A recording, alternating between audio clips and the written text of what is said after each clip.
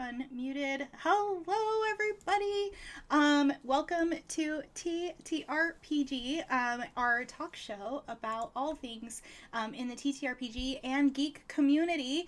I am Nikki. I use she, her pronouns, and I'm producer here at TTRPG. So if you want to be in a cast, make sure you're following me on Twitter so that you can see our cast announcements when we are casting things. And yeah, hello. My name is Darby. And I am the technical admin for TTRPG. But for today, I am your co-host for this lovely show. So yeah. So this is Darby's first time hosting, and so we're really excited to have her here today. We are so excited about our guests, but before we get there, we have to talk about what is in our cup. So Darby, what are you drinking over there to stay hydrated? Gatorade. Well, I mean, Gatorade is hydrating, so that's good. Yeah. I'm having tea from Friday afternoon. It is the TRPG flavor. It is black tea with orange peel and raspberries and pink glitter that is edible and biodegradable, and little pink and white teapots. It's super cute. It's really tasty. It's good iced or hot, and I love it. That's so cute. So, Darby, what have you been up to? What's going on in Darbyland? What's been going on in Derbyland? Well, you may have seen my face a couple times on TTRPG, like for the Percy Jackson show, which was awesome and cool. But I had to leave the Percy Jackson show because I did just this past week we did our first episode of on Girls Run These Worlds Twitch stream for Roll for Luck. They're the first show on their channel. It's a D&D 5th edition game. I'm playing someone with maybe 3 whole brain cells between her loot, and the ghost that inhabits her loot.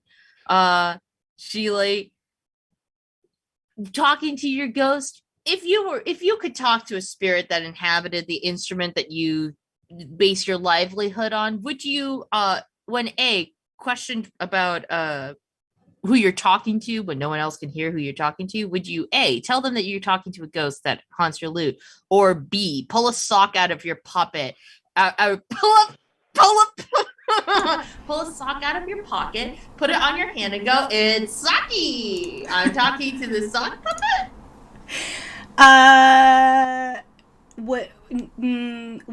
Me personally, as a person, would probably just say, "Oh, it's a ghost," and hope that they didn't think I'm bananas. But as a character choice, that's a freaking fantastic character choice. So I'm glad that you went there. So I have been setting up for this Starship Troopers stream that we're doing, and I'm really excited. It's going to be gross, and I love it. And so that's going to be freaking awesome, and I can't wait to start that up. We will talk about all the other cool stuff that's happening at TTRPG, the channel, at the end. So what we're going to do now is bring on our first guest.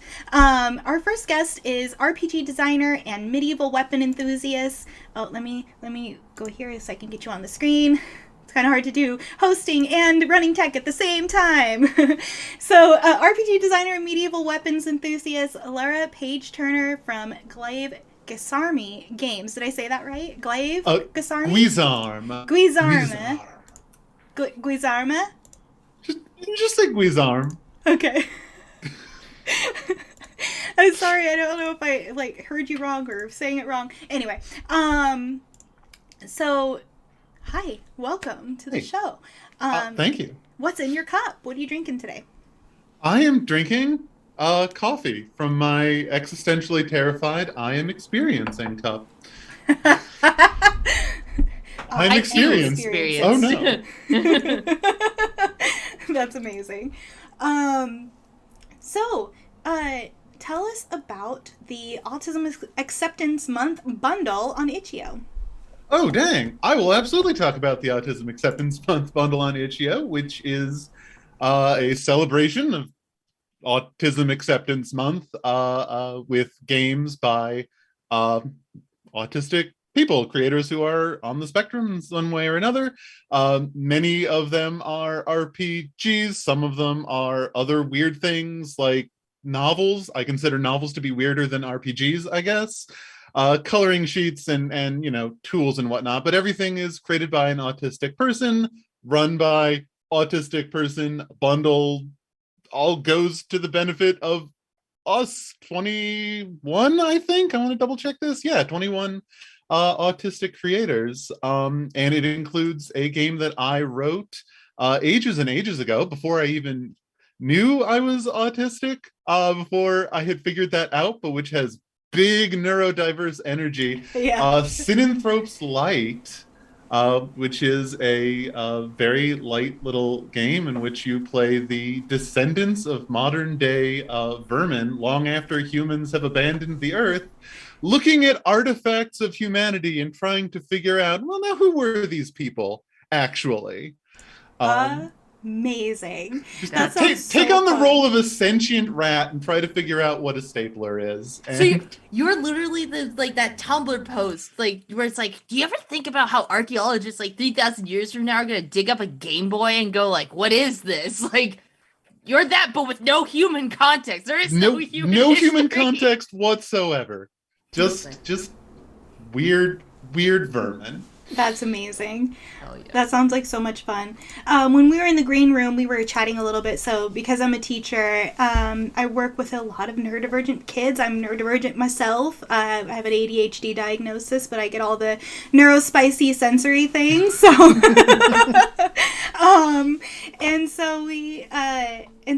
there's just so much that gets brought up at work, and so I just wanted to talk about, since we're talking about Acceptance Month, about puzzle pieces versus the neurodiversity infinity symbol with the rainbow colors and all of that stuff, and that we don't say Asperger's anymore, we don't talk about high functioning anymore, and that please follow autistic people on social media so that you can learn about all of these things, because not follow Autism Speaks. Yeah, they no are Autism not. Speaks. Don't speak their cursed name here. Right. Not in these hallowed halls. Autistic people, not their mothers. That's another one. Let's follow actual autistic adults who know what it's like and are out there and educating all of us who aren't and speak autistic. for themselves.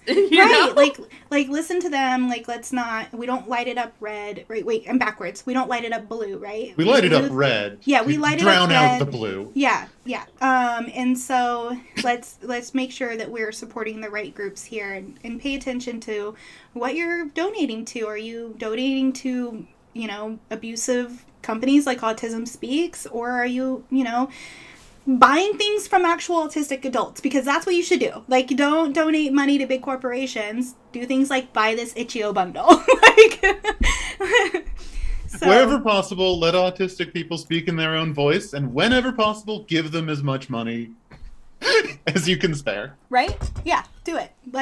It no longer exists, which is really a bummer, but I exclusively used to buy all of my fidgets from Stemtastic because it was being run by an actually autistic person, and so now I buy them from Etsy because I'm not going to buy them on Amazon, and so always pay attention to what you're supporting and where your money goes, because money speaks. Unfortunately, we live in a capitalistic society. Yeah, we don't do Autism Speaks in this house. So I'm going to get off my little soapbox now and ask you to talk about Tokipona. I had to Google it because I had never heard of it before. I think I heard it in passing because I listen to a lot of different podcasts. But can you explain to our audience what it is and how it was developed? Yes, I can, and yes, I will. Tokipona is a special interest of mine. It is a constructed language by Canadian linguist Sonia Lang, also called Jan Sonia is her name in Tokipona, and it is an incredibly concise language. It is the smallest language that has internationally an internationally recognized ISO code to count it as an official language according to the sort of governmental rules that apply here. It has less than 200 words. It is kind of a living language with lots of speakers. So how many words there are precisely depends on your personal lexicon. Started with 120. It's grown a little bit over time. And it's amazing. It is a language that you can, if you really put your mind to it, pick up over the course of a long weekend. But it still is a fully featured language that people do use. And in fact, the reason it is of a particular interest to me is I am the author of Ottawa, which is the first, to the best of my knowledge, I looked, the first role-playing game written entirely in Tokipona.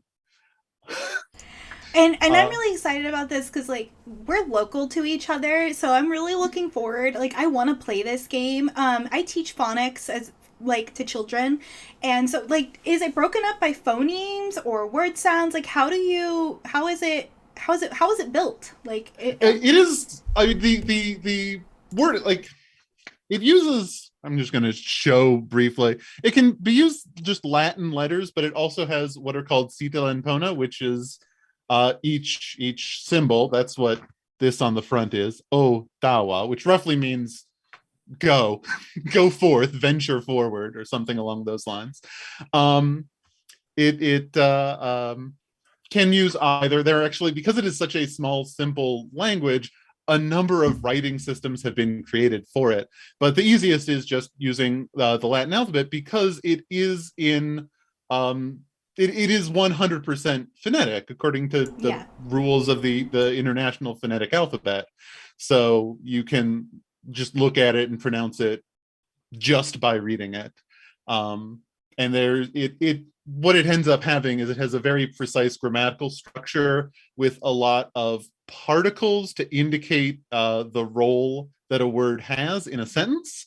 But the words themselves are they are very broad in that any given word is used for verb or adjective or noun, whatever it needs to be, with the particles of the sentence dictating that.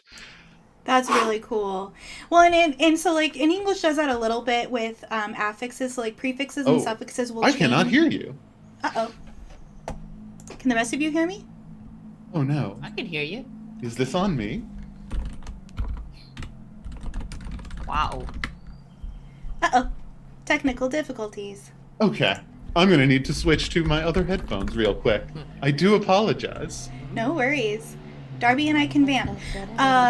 So what I was going to say is about English, because I teach English. So,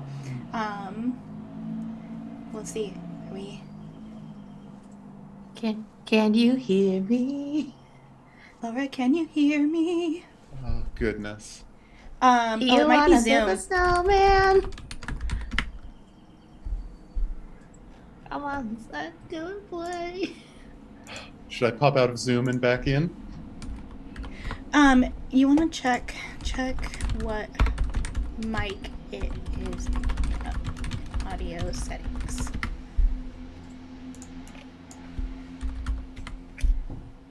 Okay. So why don't we? Okay. Yep, that fixed it. I do apologize about that. No worries. Oh my goodness. It's not a stream if you don't have at least one technical difficulty. So what I was gonna say is that in English we have like the suffixes that will change. Like if a word is an adjective or a noun, like tion at the end of something will make it the act of doing something rather than the verb itself. And so I do, and it's the same with like other languages as well. Like I think that the Intuit language has a lot of those as well. And so it's just like Inuit. I said Intuit. We were talking about taxes earlier, you know, where my brain is. But anyway, so I that's really cool. And so how did you find out about Tokipona? It is largely because of a YouTuber who goes by Jan Miseli. Jan, by the way, is the Tokipona word for person. So That's cute. the way you do names of people in Tokipona is it's Jan and then your name Tokiponas, which is why I'm Jan Lala, because there is no R in That's so Tokipona. cute. So Jan Misli is a YouTuber. He does a lot of videos about constructed languages, and he no, I'm sorry, they. I believe Jan is using they at this point. Sorry, Jan Misli. They made a 12 Days of Tokipona sort of learning guide ages ago, and they're now working on a new one that is like updated and a lot better. And it is a really excellent place to start because you can watch like a 20-minute video and learn the basics of how this language functions, and then kind of go from there into a like simple guide to the vocabulary to learn, the way these words turn into sentences, and then the kind of philosophy behind talking about stuff in a language that has so few words. Because like that is the cool thing about Tokipona. And do stop me if I'm going on too long because I No, get excited. this is really interesting stuff. Like we love that. Like I'm like, no offense to my neurotypical guests, but like having neurodivergent guests on the show is so great because like it makes my job so much easier. Because I'm just like, yeah, tell me more about that. That's so cool. Like, Excellent. Master, this one time I can go all the way. Like I can talk.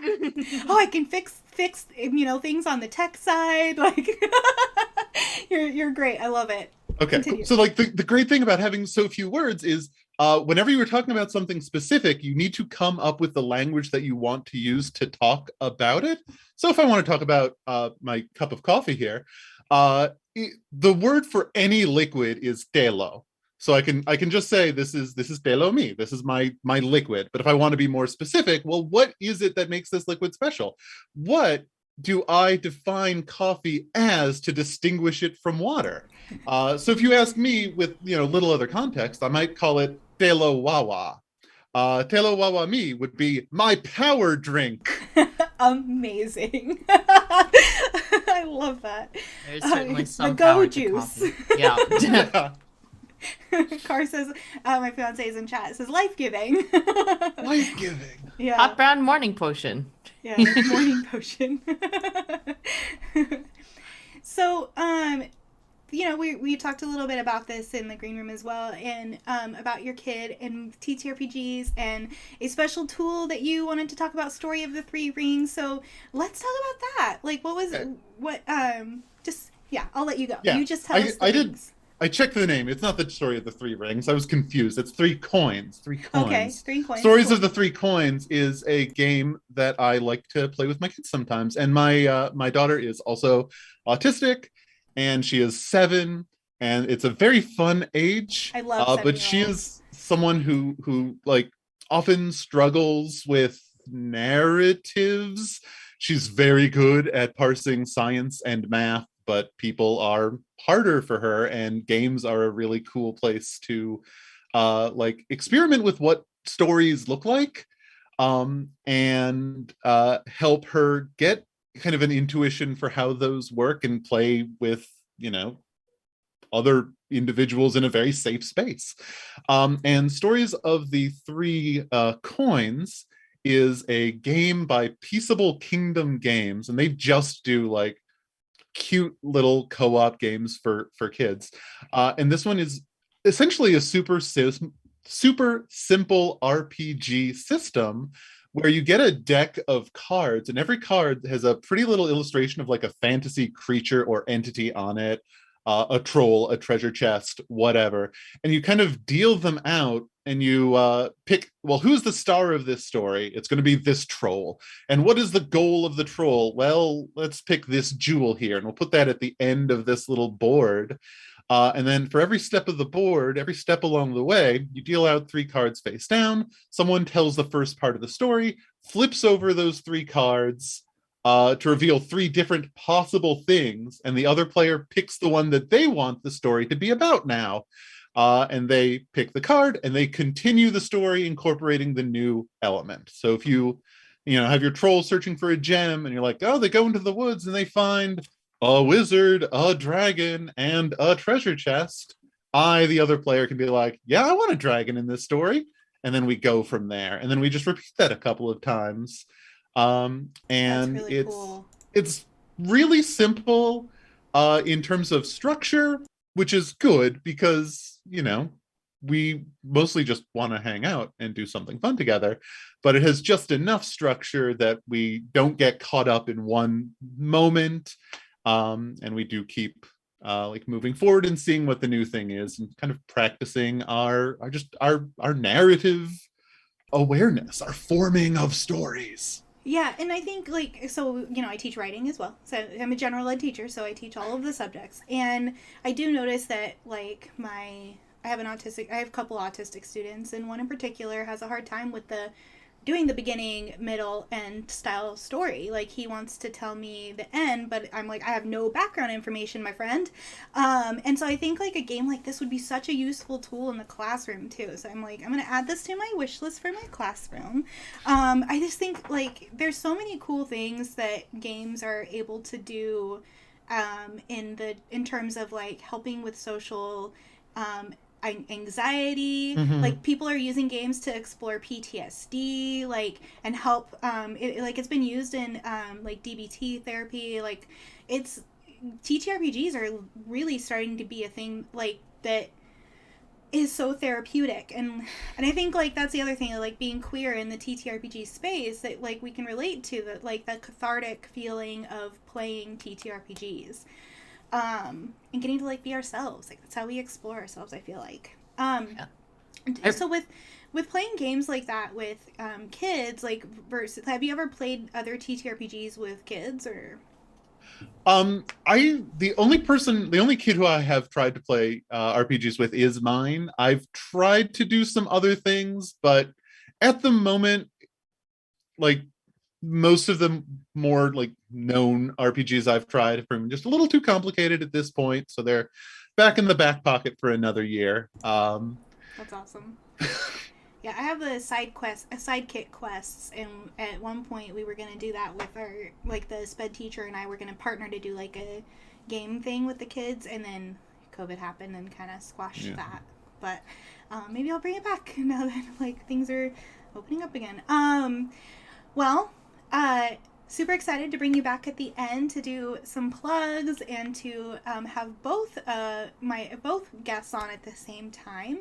And so, was there anything like you had some like games you wanted to talk about? Like what you had a big thing that just came out that you were really excited about that you said you can finally talk about, right? Was that you? Yes. I was Yeah, I have setting a things thing I up can at the talk same about. time, so I'm like, I'm like doing tech stuff while we're all talking, and so it was like my focus was split. Do tell us about that because yes, we'll do plugs at the end, but like tell us about your game.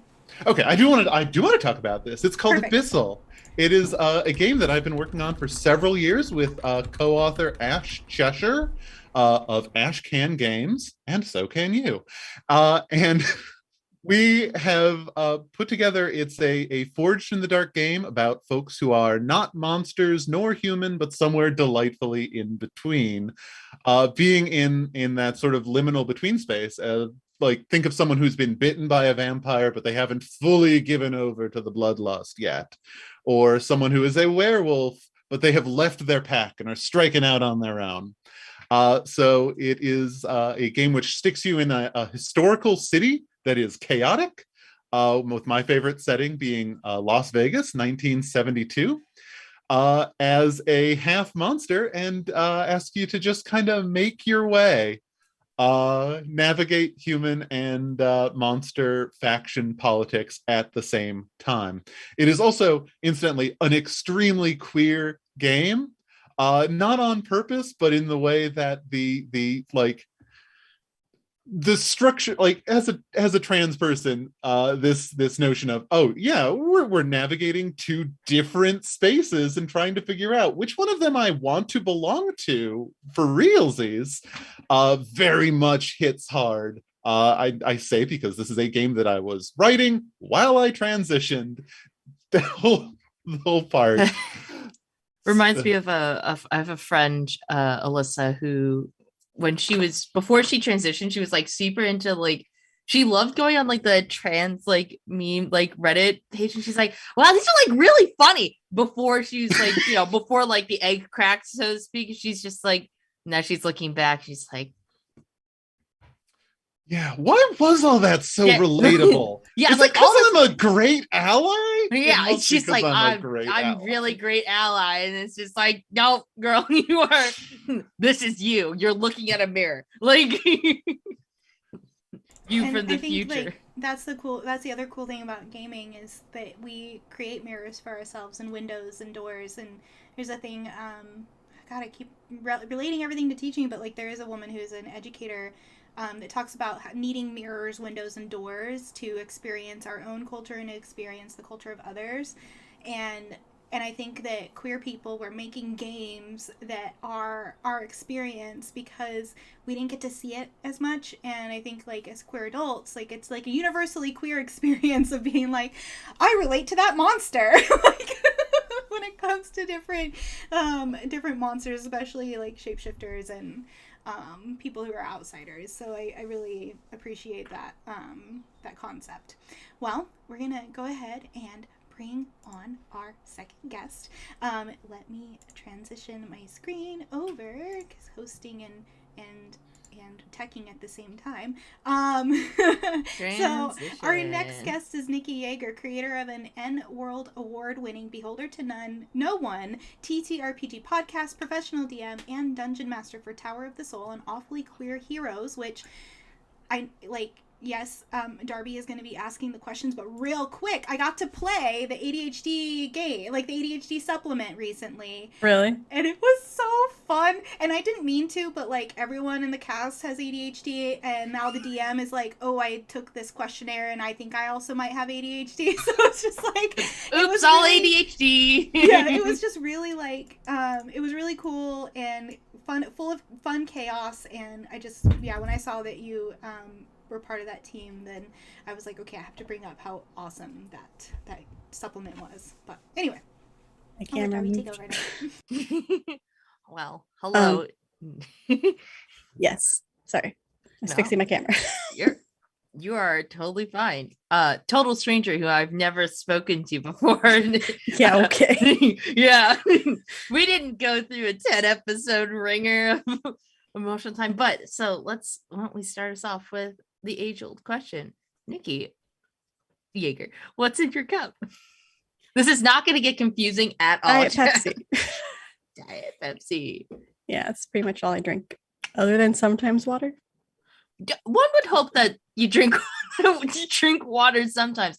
Although my coworkers and I were talking yesterday that apparently, in theory, you could actually survive off of if the things that you're drinking of have enough water in it, you could not drink water, but water's good for you. Okie dokie. That's what they keep telling me. Water are you talking about? But yes, Darby and I played in Shadowrun Spring of the Fireflies over on the Weave the Tale for season 1. So why don't you tell us a little bit more about Shadowrun for the lovely audience, because I mean, you and I know what we went through, but for everyone watching, everyone listening, maybe talk about that and maybe what's to come with that game. So what happened was, you should probably go listen to all 10 episodes on the stream. It's only like 30-ish hours worth of content. It's fine. So short. It's so short. It's I mean, comparatively to my podcast, it's very short. But much better than my podcast. But yes, it's Shadowrun is a cyberpunk style futuristic post-apocalyptic world where you live in the future, and people in our elves, dwarves, orcs, trolls, etc. But that's because of a magic situation that happened, and it mutated them to be so instead of being human. And you have this futuristic technology, and you could be a decker like Digit, which is Darby's character, or you could be a street Sam, which is what I was, a street samurai, which are the tanks of the party. So completely augmented out with machinery and everything, and just heart of gold though, but she would literally did step in front of a bullet. She did. It was, thank God, because we did the math. The way that health in Shadowrun works, Digi would have just instantly dropped dead if she got hit with that bullet. Meanwhile, it was like a third of my health and it would have killed her instantly. Yeah. Oh my gosh. My character was just a small little bean who just likes hacking, you know? She has never gone outside and touched grass, not a single time in her life. Her constitution is low, as it were. She goes outside and sneezes and dies. Yeah, pretty much. Yeah, we did season 1, so season 2. Are you excited? You ready? I am very excited and nervous for season 2. We don't know what's happening. We've been getting little hints of terror dropped at us, but it's Shadowrun normally isn't a horror game, but Mitch has made it one. So it's more focused on a horror aspect than the normal we are working together to go do bad things, because we're playing a criminal equivalency. And it's an interesting way to play it. It's very interesting, and it also like it kind of pulls in my love of horror games. So I'm not mad about it. Yeah. And also sorry, go ahead. No, I could live with Mitch dropping less cryptic notes in my streams. Our GM, the GM for Shadowrun, loves to just watch us squirm, and we'll come into our Twitch streams, like all of the cast members' Twitch streams, and be like, "Hey, by the way, make a perception roll for me." It's like, no reason. Won't tell us why. Like, then leaves the channel. But speaking of Weave the Tale, also next season, which hasn't been announced yet, I will be running a game as a DM. So I'm very excited for that. I will be doing 7 episodes of a game. I'm very excited. Hell yes. Weave. They have our hearts and our time. Yeah, even more of my time. Yeah. I wanted to touch on another question that we have for you is romance and TTRPGs. Like, yes, Paladin, your Shadowrun character obviously had a very fun time with romance and her love life. But yeah, can you talk a little bit more about like romance and TTRPGs, sure. Like, family, so, and that sort of things? As spoken earlier, TTRPGs are something I use for my own mental health and for coping and learning who I am and experiencing life. And I've been playing for 19 years now, so I've been playing for forever in a day. But I like to use it to explore things that I wasn't able to explore up until about 4 months ago, because my husband and I agreed to be poly, so now I can have a girlfriend, but I wasn't able to do that for so long. So I explored it by being a lesbian or bisexual character in games every time. And literally every character I ever make now is just a lesbian. Like that's what they are every time, no matter what. Maybe one was asexual. And one was like, if I can't be queer in a game, I won't play it. Like, yeah. And that's the same. I can't have a straight character. Like, if I can't be queer, I don't want it. Like, it's not happening. I've had characters who are with men, but they're never straight, ever. It just so happens, and they're always pretty boys. Mm-hmm. I have a type, evidently, in games. But yes, so I love romance in games, and I love the additional pull that it has on your heartstrings when you have a family member or someone you care about as an NPC or a PC if you're playing with another person, and it fits naturally, because there's more risk now, there's more story, there's more concern, and that just amps up everything for me.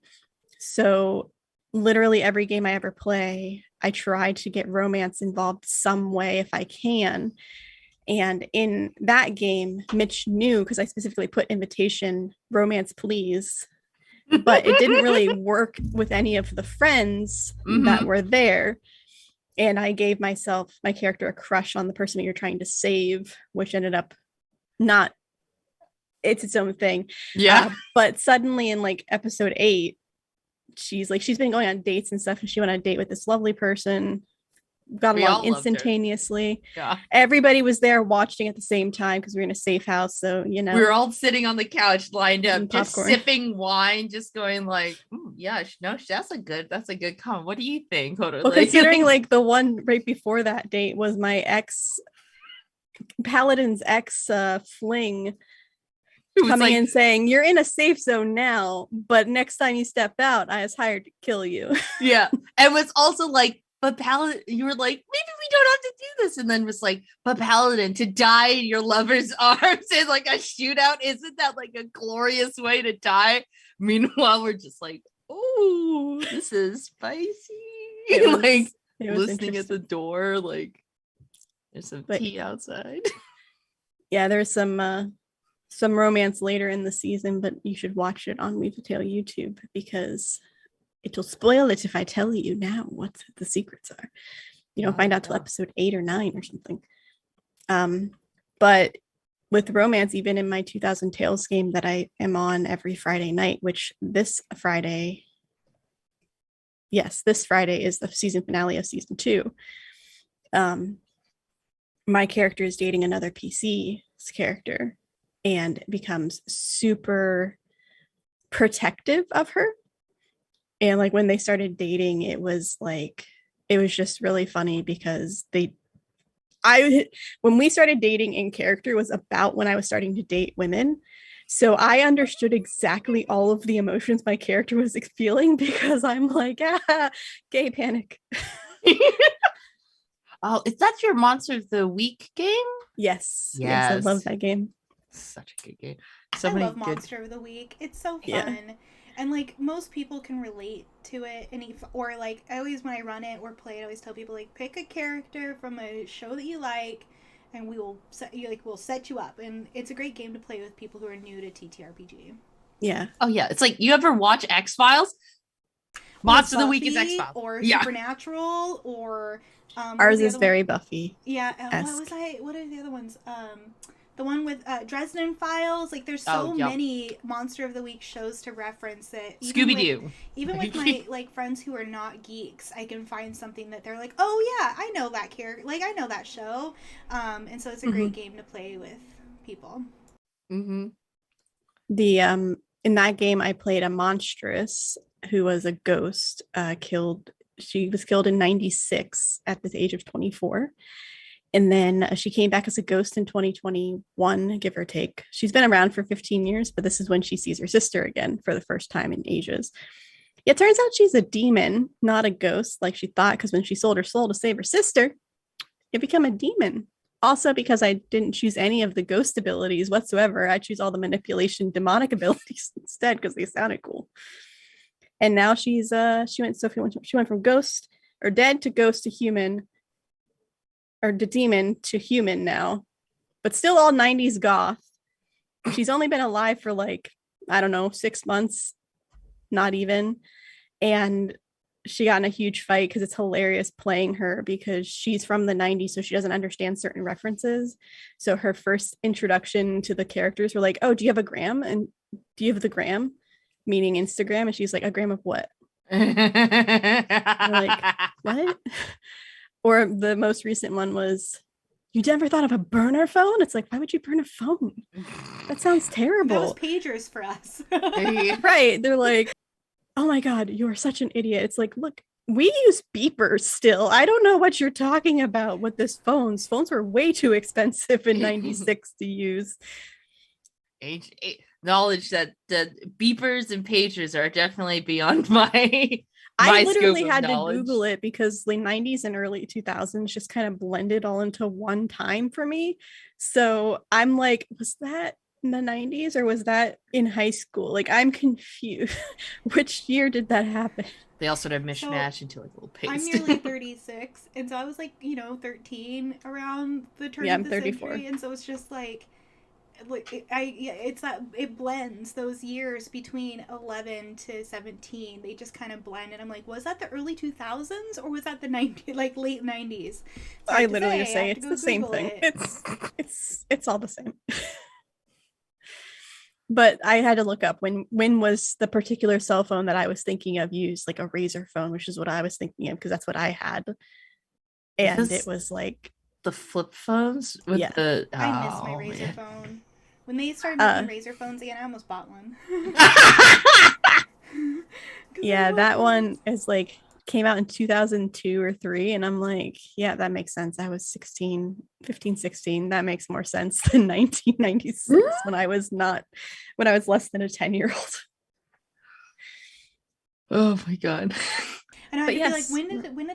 when did we first have the internet in our home? Like when was that? And for me, it wasn't until high 2000s? school. Like I didn't have internet in my house until I was like freshman in high school. Like Yeah, Yeah.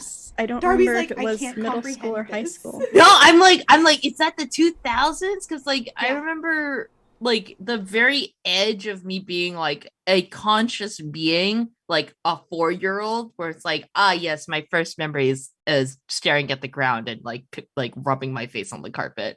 'Cause I was not listen, 8 intelligence, like low intelligence as a Intelligence, child. your dump stat. Yeah, I mean, I put because I went from, oh, we're gonna have a backyard to like you're gonna live in a concrete jungle, like you're gonna live in this like loft. I was like, oh well, I love all the things about my backyard, especially worms. I want to take them with me. Sure, that went great. I put them in a water bottle. No dirt, just a water bottle. After I'd flooded the yard by accident, they did not have a good time, incidentally, and neither did my Darby, mother. Which when I was a teenager, I had to save pictures. I could save like 2 pictures on one floppy disk to put them on my MySpace. Back in my what were day. those words? What's Okay, sorry, we got way off track. Yeah. A floppy disk is the same as Abe icon. Oh Oh my god. god. There's this kids TV show called Amazing World of Gumball, which they're finally bringing back as a movie. I love AWOG. It's cheeky, it's funny, but there's at one point the young kids picks up an envelope. He's like, "Oh, it's cute. It looks like the email icon." And I'm like, I know what that is. I want to die. Why would you say that? My last tidbit on like being aging as the children go. What are these manual objects? I mean, honestly, having a 19-year-old, I am learning how little they know in comparison, because we adopted her 3 years ago, and she's like, oh, I don't know how to read the clock. I'm like, what do you mean you don't know how to read the clock? Like my brain just was like, couldn't compute. That's like second grade 101. No, they don't use those clocks anymore. They use like analog for everything. Or like, so I'm honestly surprised they don't know how to use the computer very well. Like for our household, because my husband's a computer nerd and I'm on the computer all the time. But they never really learned. We got them a laptop and they very rarely use it. We tried to get them to learn and they're just on their phone. Things.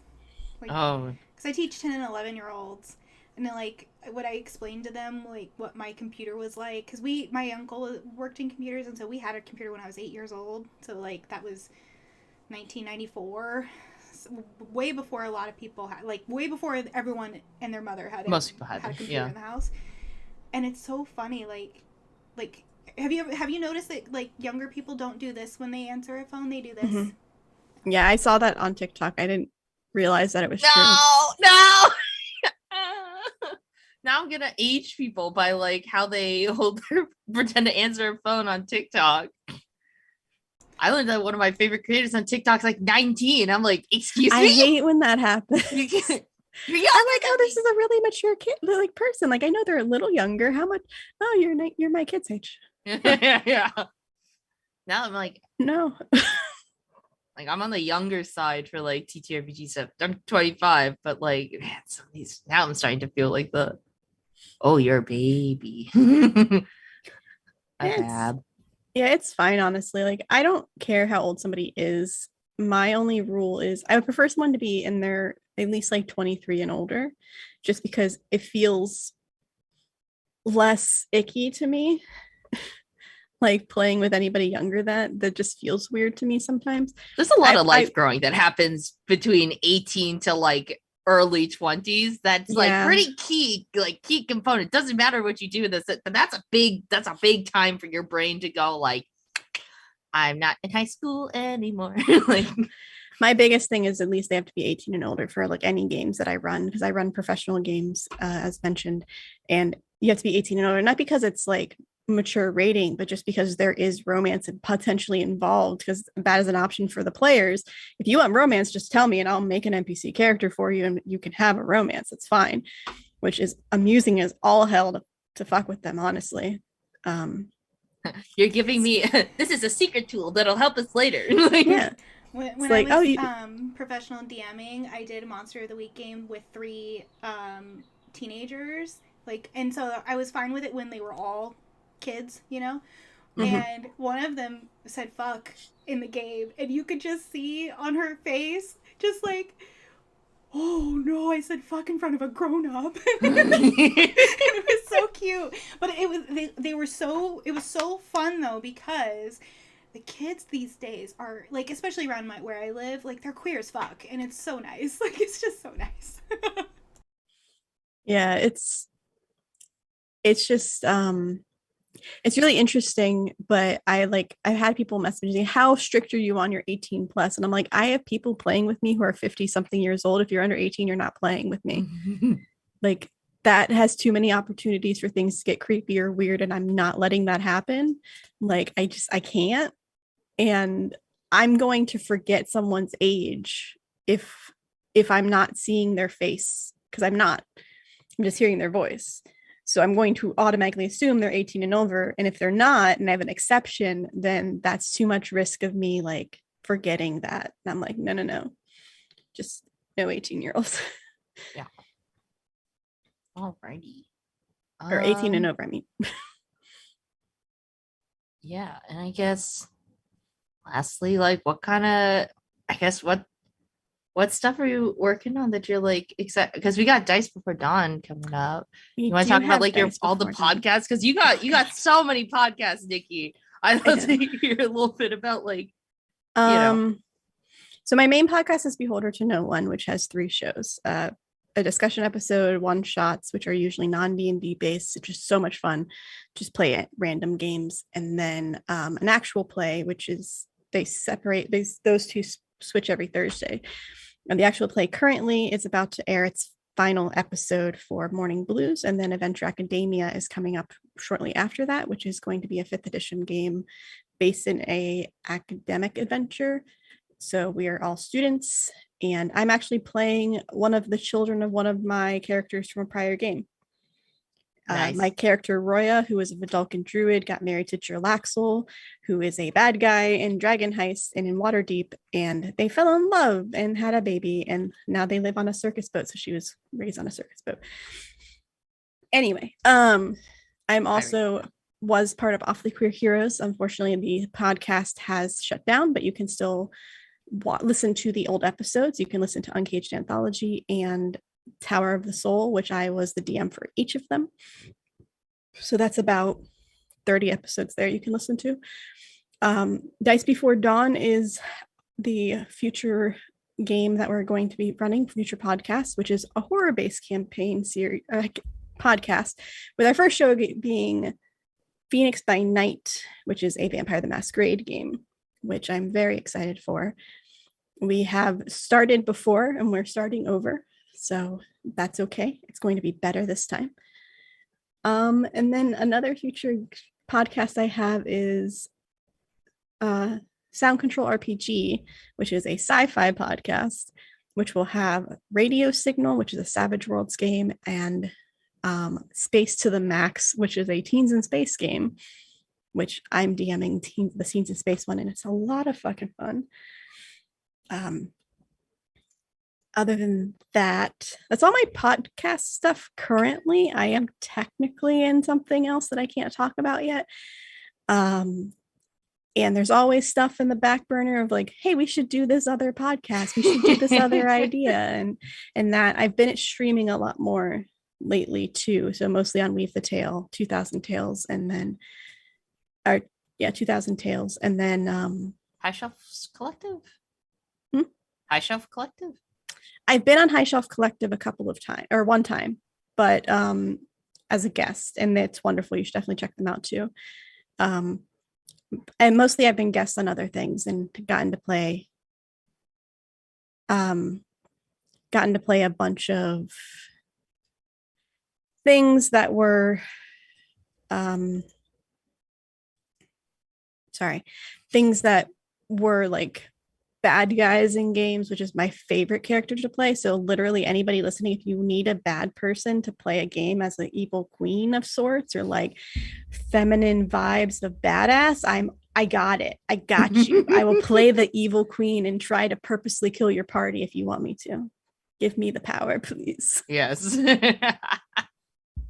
Especially if Mitch is in your game. Yes. Amazing. Well, let's go ahead and bring everybody back on the screen. And we like to give you the opportunity that if you had any questions for each other or for the host, that we give you the opportunity to ask those questions. And so take it away if you have any thoughts or questions or things that maybe you forgot to tell us about, you want to talk about. I wanted to say, because I don't know if you saw it, Lara, about Inspirals. Have you seen Inspiriles? Inspirals? Yes. I'm not sure. What is this? It is an amazing game where you can learn sign language to Ooh. cast spells that are elemental spells, and you can make elements work together. It's great for kids, honestly, but it's also fantastic to play. I played it as an adult, obviously, but it was a lot of fun. I thought maybe your kid might like that. That sounds awesome, and Lord knows I love a game that introduces language elements, because that is all of that's not like that is how Ottawa works, is that you need to learn a Tokipona word, and that is how you do magic. So doing something like that, you need to learn a sign language word and do magic. That sounds astonishingly up my alley. So I will check that out. Thank you. Yes, like when you cast it. So when we played, the example was, okay, you have this thing to complete. How are you going to do it using all four of the elements? And so fire and water would make like clay, or fire and earth would work together to make mud, and then mud and the water or fire would work to make the clay. So you had to like work together to create things. Or like wind would blow the nest out, but you didn't want it to break, so you had to like create a cushion so wind could do that, but then they could fall into like a water. It was just working together. But I love cooperative games, especially with kids. And then it's like, okay, how do you cast your spell? You have to spell FIRE, and then they would have to finger spell it as well, or air or water. I love that so much. That is awesome. Was it actually made by deaf people or hearing people? No, but it was. They had a lot of deaf people helping them in the process. Awesome. That's so cool. Yeah, I thank you, Marshadi, for putting the link in chat. The art is freaking gorgeous. And they just had a second book come out, or complete a Kickstarter. That's so cool. Yeah, this art is really cute, and it looks like super diverse too, which is also really nice to see. Oh my god, so cute. Okay, I'm gonna stop looking at that. ADHD intensifies. Oh no. Any other questions, thoughts? I have a slightly silly question I wanted to throw out to everybody, if it's okay. Yeah, do it. We've been talking a lot about like making characters that help you explore things, you know, in your life, things that you like. I kind of want to know what everyone's most embarrassingly like self-serving, self-insert, wish fulfillment character is. Because I know let me just hide. Well, okay, yeah, so mine is less about being queer, because every single character I've ever played in TTRPGs, even before before times before I came out, like even they were like every character I've ever played has been queer, and even some even exploring like not being sexual, like being asexual and stuff like that. Like I've played ace characters and so like there's just been lots of different explorations, but I think that the character that was a not a self-insert, but more like a getting to be a complete disaster by. And so I played this half elf rogue, and and she was a chaotic bisexual who just did whatever she wanted, like whatever caught her fancy. Didn't worry about like how it affected others. And being the person I am, because I work in a caring profession, like I always joke I'm like the mom friend. I'm your war cleric. Like I'm always that person. I have a pin that says Shield Sapphic. Like I'm always taking care of others. And so it was really nice. It was really cathartic and nice to play a character that just did whatever she wanted, no consequences. We're not going to talk about this anymore. We're going to kill that prisoner. Like there was a long debate where people were trying to decide what to do with this like awful person, and my character just went up and dispatched him. And it was just like, and people and the other characters were mad at her, and she's just like, that was where we were going, and y'all were just not ready to accept it. So anyway, so it was just really Why nice are you booing me? I'm right. Right. Like, it was just nice to get to be a mess. So, that's mine. Honestly, same. My mess character was the one that I wanted to play because of I'm the responsible one for everything.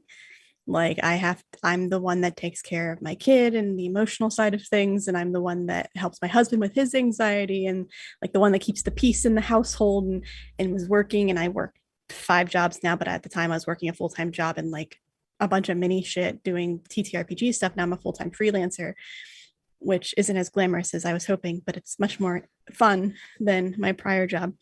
But I played my favorite character that I played, and I just lived vicariously through, was started off asexual, not interested, completely naive about anything sexual, which made the innuendos even funnier the entire time.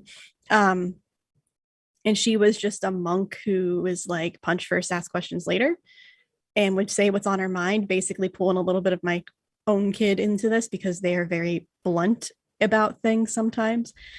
And so she would be like, hey, why are you being such a bitch?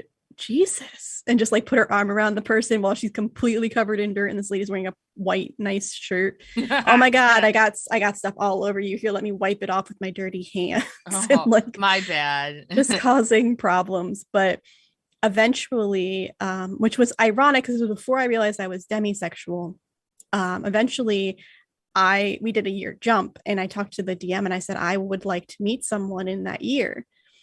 And she met someone because she was invited to by the owner of a sex working place, but invited to go there because they thought it was hilarious that she was so naive, and she thought she was just getting a massage, and it was actually not just a massage. And so she was very uncomfortable and very confused, but one person helped her out, and that person she slowly gained a bond with and became interested in her, and then realized, oh, I can feel these things that people are talking about, but I didn't until I got to know them, which I'm like, that makes so much sense. Why? And then like 4 months later, I'm talking to my ex-girlfriend about it, and they're like, I think you might be demi. And I'm like, what does that mean?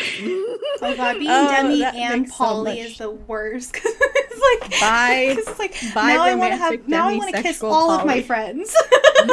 Right. Being bi, demi, and polyam at the same time. You're holding. It's like, I only have 2 hands to hold people's hands. No. It's like, do I like you, or are we just friends? I've talked to you enough that I think I like you now, but I don't think you like me. Oh, you did like me? Oh shit.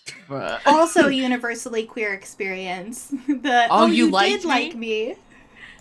That's my favorite thing since becoming poly, was just like 2 individuals that I've spoken to that I've been friends with for over a year. I'm like, it just happened to come up in conversation. I'm like, I don't even think we have anything, so I don't think I need to worry about it. They're like, no, I like you. I'm like, wait, what? Which like? like or just like, or like, you want to make out or you want to get lunch? Like, what are we doing? Where are we on the scale? Yeah. a little And it lunch and happened makeup. twice, like the first fucking month of being poly. And I'm like, what? How many more people are hiding that they like me and I'm confused and why? All right, Darby, Yeah, who's your cathartic character? It's you know that Shadowrun character. I really just Mitch was like, hey, would you mind telling me your character's like, you know, like insecurities, trauma? Because also when I played that character, when we created that character, I was horribly sick. I was just like, yeah, I want to play a Decker. That pre-generated character. That seems about right. I'll take that. No backstory. Literally, it's just like she's probably an e-girl. That's what I rolled in with, and then we got to a certain episode where she got possessed by ghosts, and then Mitch was like, hey, tell me more about Digit. I'm like, why remake the wheel? Just give her all of my stuff. Imposter syndrome, all of my experiences. Just give her all of that, plus a little extra for spice. And add a little spice. And it was a very intense. very intense, but also just like a blast, because I got like, I always feel nervous about like really getting into role play, because I'm like, man, but what if I just feel like really disconnected? You know what I mean? Like I'm not really connected.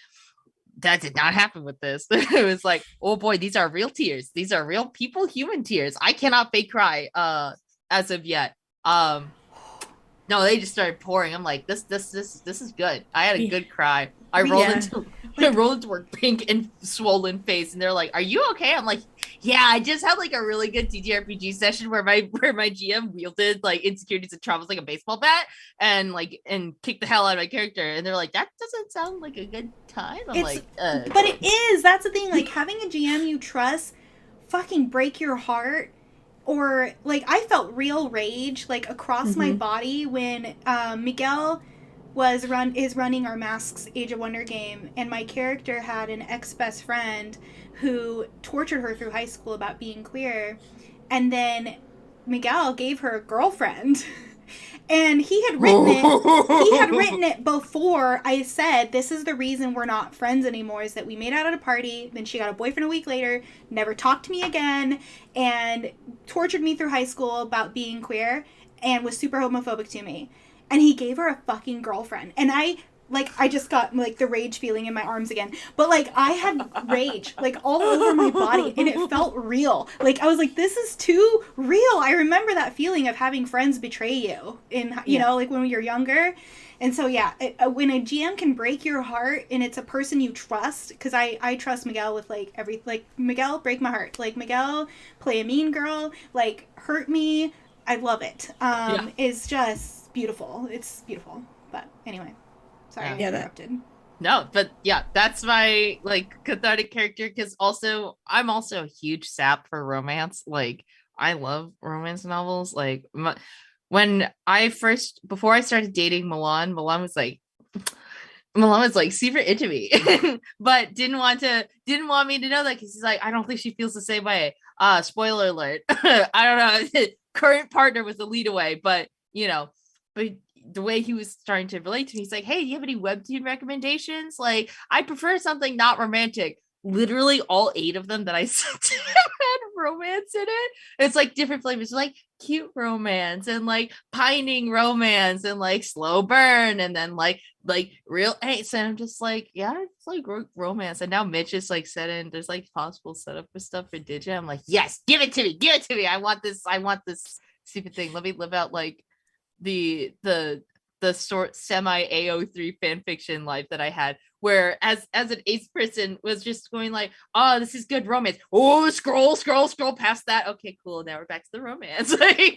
like you know that TikTok sound? He's pulling his cock out. That was me in every fan fiction I was reading, where I'm like, I want to see the queer romance happen. And I'm like, yes, I'm just gonna skip past yes, they're at it, they're going at it, they're still going at it. Okay, next chapter. Oh, they stopped going at it. Back to the romance, baby. Like what about you, Laura? Oh, my my most embarrassingly cathartic self-insert character is in a Star Trek game I'm currently playing. where I am an emergency medical hologram Mark 1 who reprogrammed herself to be a trans um, chief engineer of the USS Sappho, which is my I love that name. Yes. the USS Sappho comes from April Walsh, author of Thirsty Sword Lesbians. So she is the one who gets all the credit for that.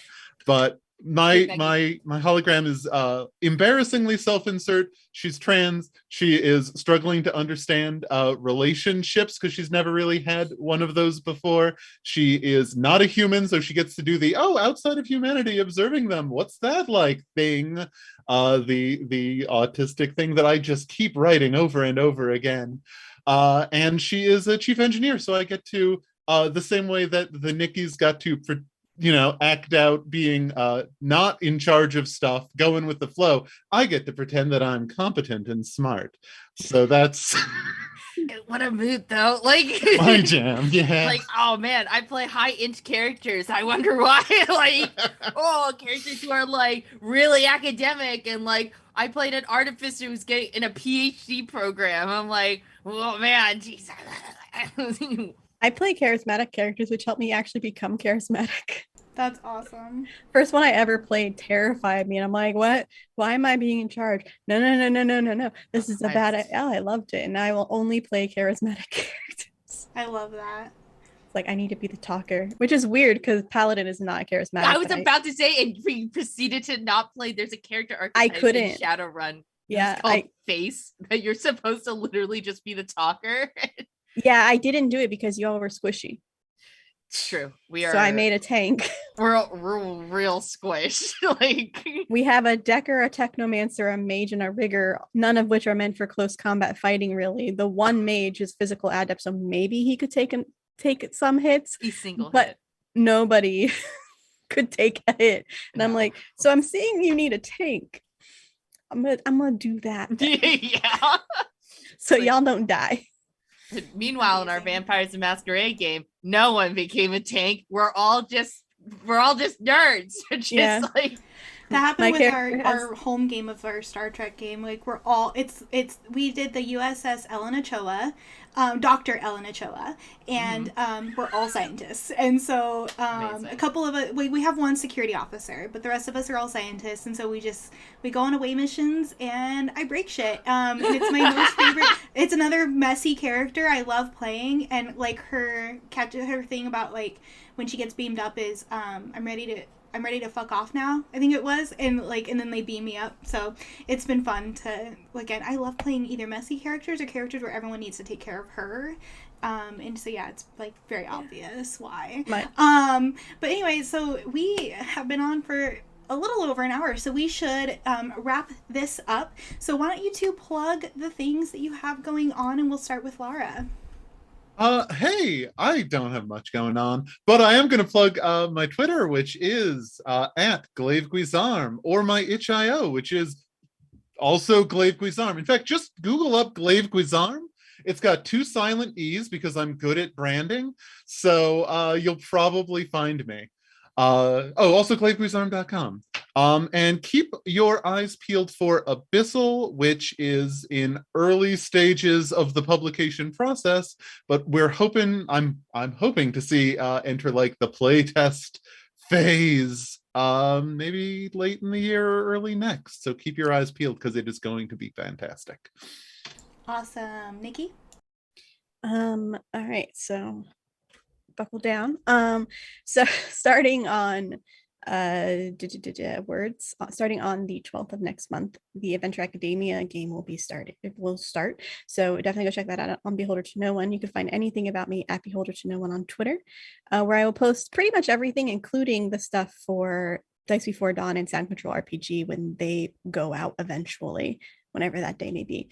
But this week, you can find me on Friday on 2000 Tales on Twitch at 9 p.m. Eastern doing the season finale for Weird Web, which hopefully none of us die. That'd be great. So it's been super intense this season.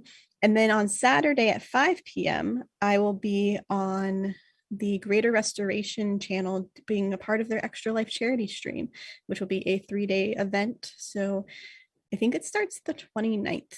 So I think it starts this Friday, but go check that out at Greater Restoration. And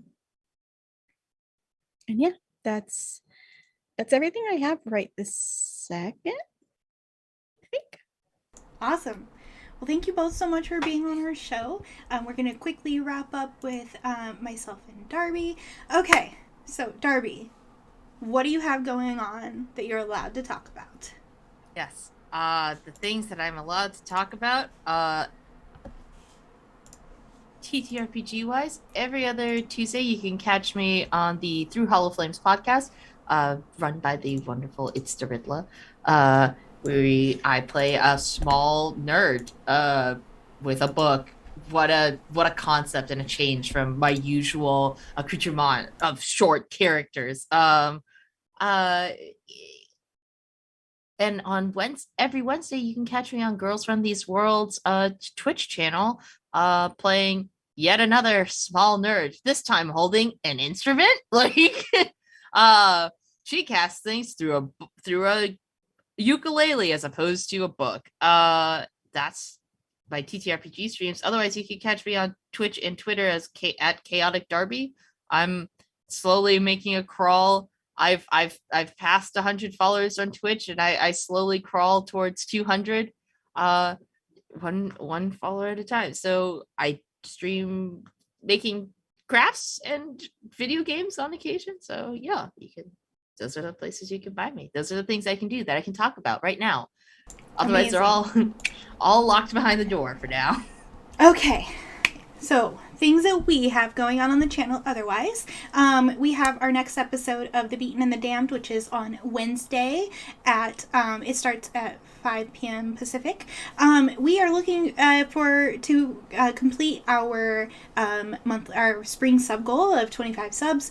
When we do that, Darby will play Hades on stream. So we got like a Greek myth thing going. And then we have one, and for every new sub, Kelsey gives them a new magic item on The Beaten and the Damned. So it's super cool. And then we also have masks on the second and third Saturday of the month. We have our last 2 episodes of our first season in May, and we have guests Austin, who is Sailor Scout Austin on Twitter, and Glyza, who is Classical Glyza on Twitter, will be joining us as our guests for those shows. So it will be really cool and fun, and I'm excited to have them on. And that's everything that's going on with TRPG.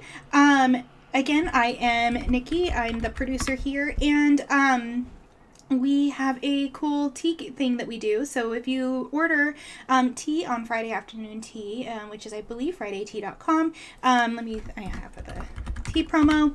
If you put in TTRPG in the coupon code, you will get 15% off gaming inspired teas, and that includes our flavor of tea as well. So definitely check that out, and thank you so much for watching, and we will see you on the last Sunday of the month of May.